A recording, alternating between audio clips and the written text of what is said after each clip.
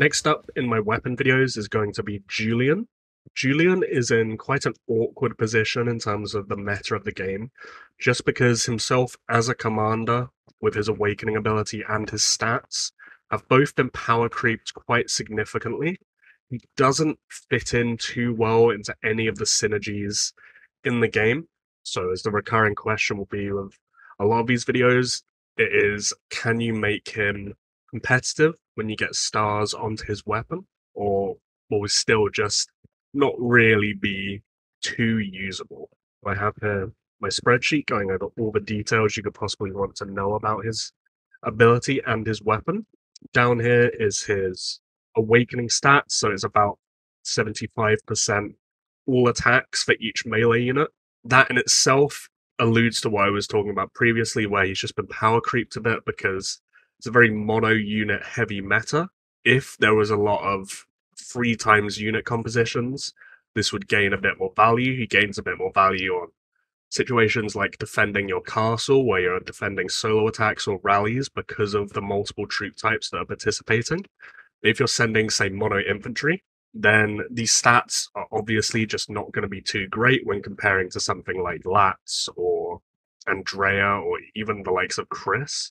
So this ability has to have a very strong effect and realistically good synergy to make him that usable. Above this, I have all the stages of his weapon. You see it's a total attack weapon, so it's not locked into any troop type, which means you can roll all 4 types of base attack on it. That's both a blessing and a curse. It's good that you can roll whatever you want onto it, but it's going to be harder to roll that because you're going to have to go through the other unit types as well. Plus, the stats on it will be slightly lower if you're running a mono-type formation because it's total attack. Up here, I have the 2 charts going over exactly what you're going to be getting out of his awakening effect at every single stage. I have it here listed in attacks because when you look through reports, attacks aren't hugely linear and it won't be 1 attack every second, but 10 attacks will approximately happen, without synergy at least, at about the 16th second.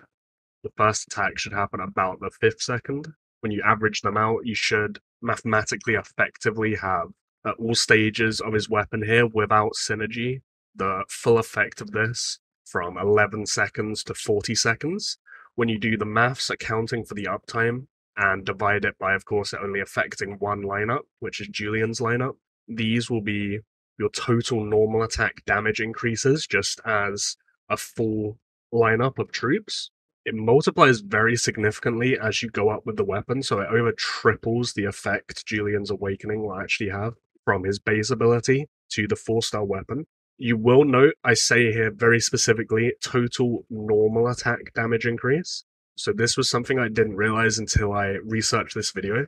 So if you look at these report examples I have down here, every time you attack, you will, of course, add a stack of his Awakening ability. And you'll see a pretty consistent trend here of normal attacks sequenced before other attacks or after other attacks with the Julien buff on them will obviously do more damage than the lineups that don't have Julien's buff on them. So here, Julien's lineup with an 8% increase is doing about 7% more damage than the attack without Julien's buff. That correlates quite closely with Julien's damage dealt buff there. And the same down here. You have the buff at 12%, and it does more damage than, in fact, a weakness attack does, because Julien's buff there is so significant that it is naturally just causing more damage to be dealt. Obviously, it's how it works. When you look at it, however, with weakness attacks, so here you have the final stack being applied of his Awakening ability. So weakness attacks do actually stack this effect. However, when you look through reports, there's a consistent trend of the Julien lineup here. So Julien lineup is A3. This is all from the same report. It still consistently does less damage than the following weakness attack, which means that effectively Julien's damage increase isn't applying on weakness attacks because 5% more damage here as an increase is making the second attack do more damage than Julien's supposed 16% increase, which isn't possible. And it's a consistent trend all the way through. So here, Julian's lineup A3, enemy lost 863. Then the next attack, A2, which doesn't have Julian's buff, does 60 more damage. And then A5, that has another further weakness stack on it, does another 80 damage.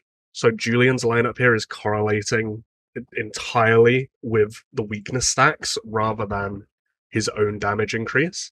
I could have sat here and just posted 20 examples of this. Again, A3 does 1053 dead, and then A2 with an extra weakness stack does 70 more damage, and then A5 again with another weakness stack does about 80 more damage, or 90 I should say more damage than this again. So again, you would expect A3 to do at least more damage than A2 here, but it doesn't. It just correlates with the weakness stacks rather than following Julian's actual damage increase itself. So the takeaway from that is Julien effectively only has synergy with bleed, as I have listed in this table here. He will proc before the healing comes into effect from weakness, but when weakness attacks start, he won't gain any benefit from that buff. He's of course male as well, so he doesn't benefit from female with Layla and Salma.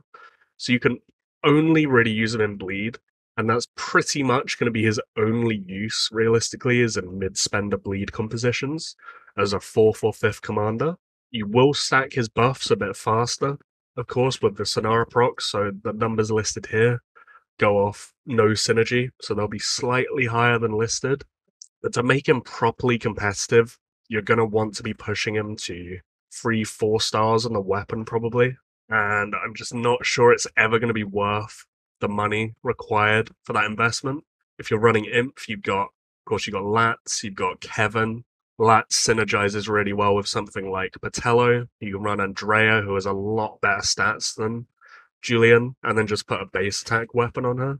Perhaps it wouldn't perform better than a Julien with a 4-star Julien weapon and Imp base attack on that, but the amount of money you're going to have to put into that to make that overtake something like an Andrea with just like a Chris weapon on her, it will never really be worth it, because you could obviously invest that elsewhere and get much more significant account improvements. Perhaps he has a place as that 5th as you're building up your bleed lineup. Maybe if you're running, say, bleed cavalry, even then I'd prefer Kevin, I'd prefer Enzo, I'd prefer Meryl. So there really just isn't much of a place for him. I would realistically advise to not awaken him at this point in the game. I'd advise not to invest into his weapon realistically. So it's a bit of a downer video. I can't really put a positive spin onto this one. For a bleed lineup, somewhere like an 8.5 to 9% normal attack damage increase is significant, because of course normal attack damage increase will effectively become crit damage, and through that it will effectively become bleed damage as well. It's just, why would you put money into upgrading this rather than Sonara's weapon, Rhea's weapon, Kevin's weapon, and then just put your Needle or Haley weapon or Chris weapon on your remaining commanders? I don't think there's much of a place for him whatsoever, even in those mid-spender compositions. So that would be my overall takeaway from this. He can be good, but he's never going to be good enough to realistically justify what it will take to make him good. And there'll pretty much always be 5 better options for whatever you're trying to do in rounding out your PvP setup.